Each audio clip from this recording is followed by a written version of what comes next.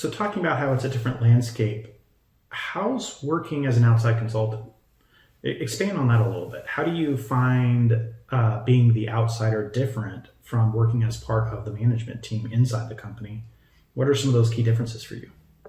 As HR, we're advisors. We're not decision makers. We're influencers. And I would, give, I'd research, I'd talk to legal, I would give best practices, I'd give my professional recommendation, and we're not doing that. Like, ever. So I needed some victories, and when you're consulting, they're hungry for it.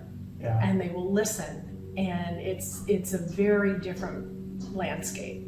Yeah. So talking about how it's a different landscape, how's working as an outside consultant? Expand on that a little bit. How do you find that being different than working as part of a management team? What are some of the key differences for you?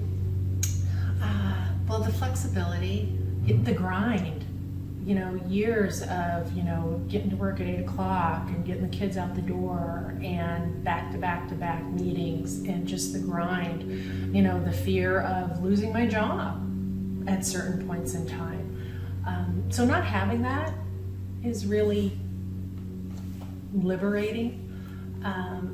Having the flexibility. When I take on a client, like from day one, it's we. I'm in there. I'm a consultant and I'm not an employee, but in my mind and in my heart, it's still we. And I treat them like I am and they're part of mine. Sure. I'm all in, right?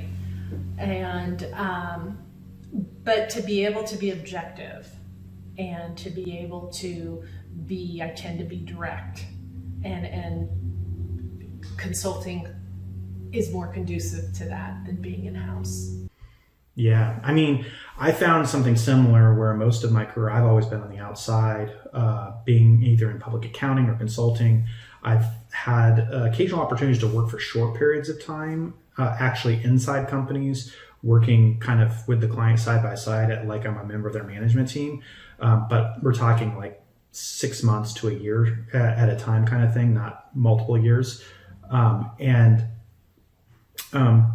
Last year, for example, I served as an interim CFO, and what I realized very quickly is the objectivity issue that you brought up, because I actually felt myself not being as objective as I wanted to be. It made me very uncomfortable.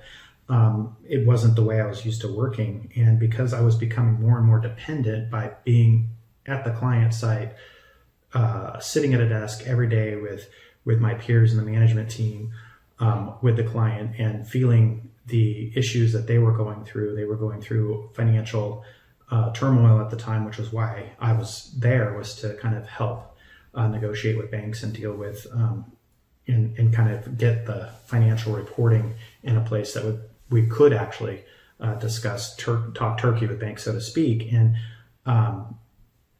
And it became, and frankly, that engagement during that period of time also became a sizable piece of my income. And so I think just the environment of being there with them all the time and feeling the pressure of just like everyone else on the team, and then also of it meaning so much to my own income, I started to kind of feel myself not behave as objectively in how I was going about my daily work and how I was delivering advice as I normally would like to. Well, and I think that's the value add, is when you're being objective, because I help them see things, through the HR lens is different than, they're focused on the service, they're focused on the product. They're not looking out what's happening internally. And so being at the table and being able to say how that decision is going to impact the workforce, that really doesn't always factor in, right, if you don't remind them.